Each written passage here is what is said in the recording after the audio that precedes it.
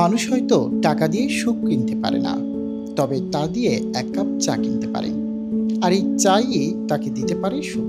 চা শুধু পানীয় না, একটা ভালোবাসার নাম।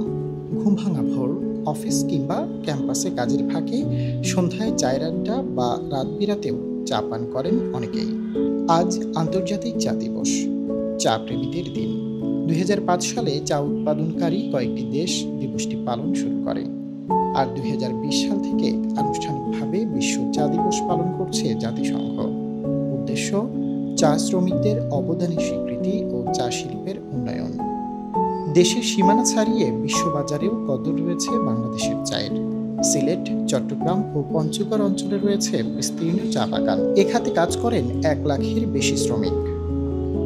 মুন্না ইসলাম, ডেস্ক রিপোর্ট, স্কাই বাংলা।